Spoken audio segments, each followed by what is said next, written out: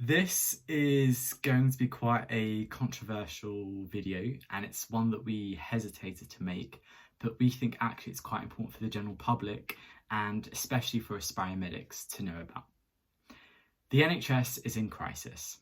An increasing number of junior doctors are now leaving the NHS before even completing their training, and this is something that we're seeing a lot of conversations and debates about, especially on Twitter, for example. Another thing is even medical students, before even becoming a doctor, are actually considering leaving the profession, the very profession that they're training up to be at medical school.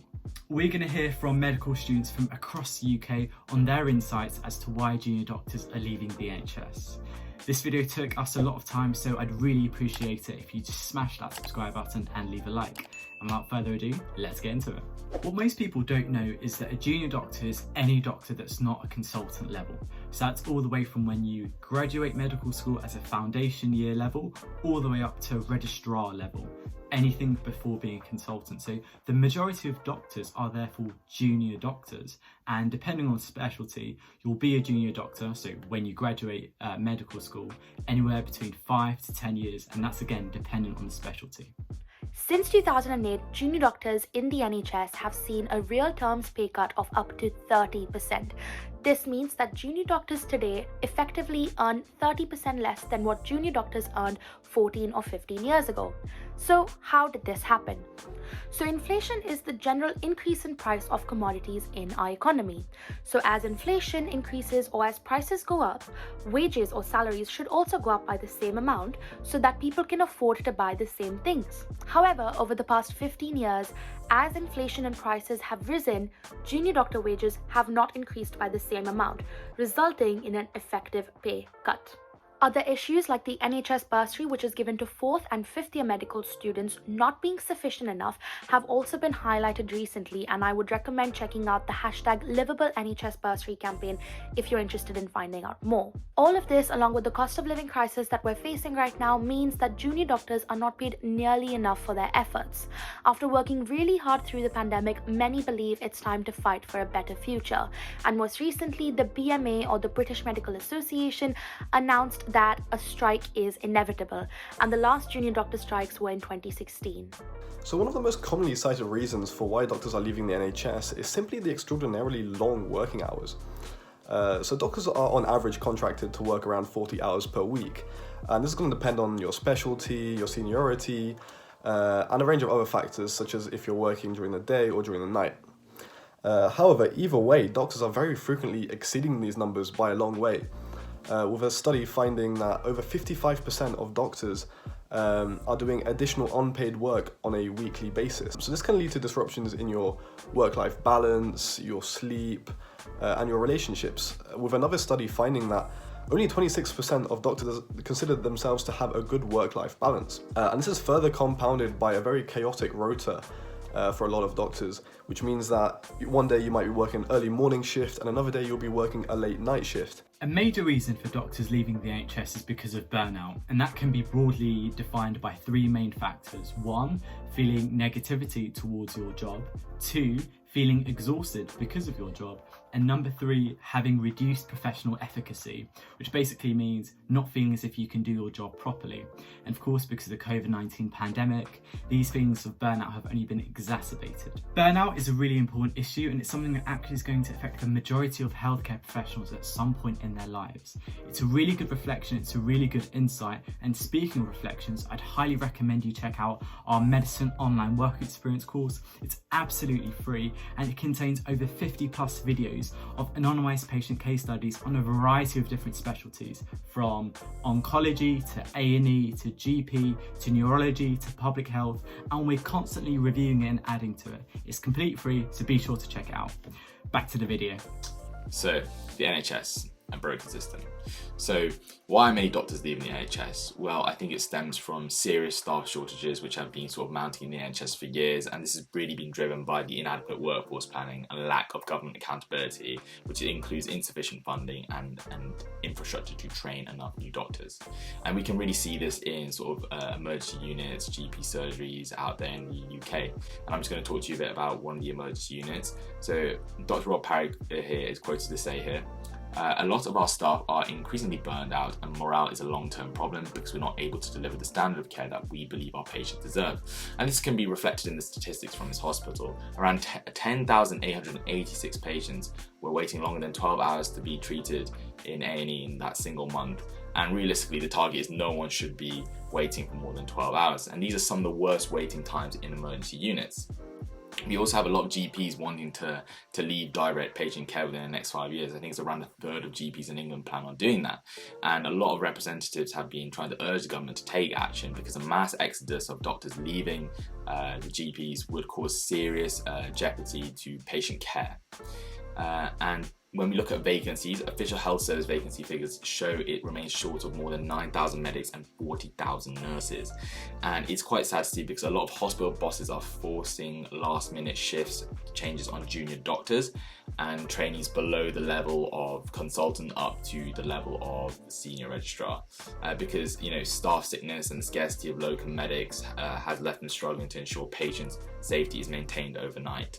And this all takes sort of a really big toll on a doctor's physical and mental well-being. I think that when someone is studying to become a doctor as a medic, you're learning all this really detailed information. You're finding out the treatments, the management plans, the investigations for hundreds of different conditions. You learn all this really rich knowledge, and you feel prepared in a way to become a doctor.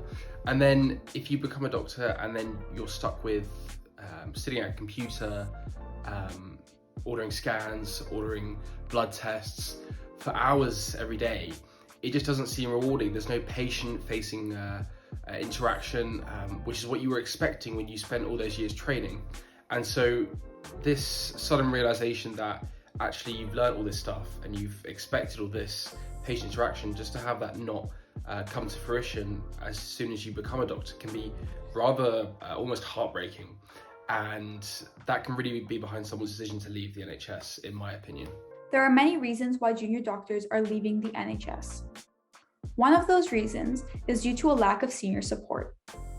Senior support can be hard to come by on wards and can lead to junior doctors taking on much more responsibility than they are trained for. Also, when issues are escalated, junior doctors feel like they're not being cared of or being taken seriously. All the while, they feel that there is little recognition from the NHS on their behalf. Another reason why doctors are leaving the NHS is because of the high competition rates. Competition to get jobs, to get spaces. And this starts at sixth form, where there are so many applicants but such few medical school places.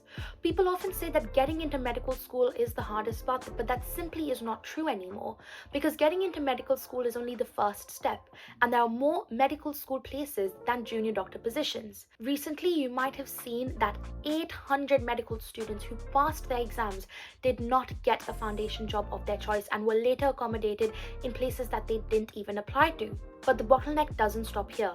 There are more foundation year posts than specialty training posts, and more specialty training posts than registrars, than consultants, and so on.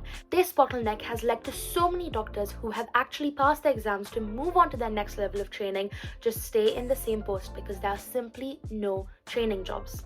Imagine doctors who have passed all of their exams, gone through over 10 years of training to become a consultant, and then just simply don't find a consultant job.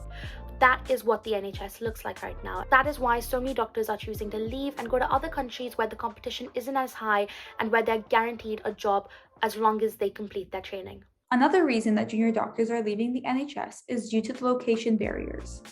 The lack of location flexibility means that locations can sometimes dictate what kind of specialties junior doctors are going into. If they're unable to move or require some stability in their early careers, it may be difficult for them to move their entire lives to a new area for a specialty that they would like to practice.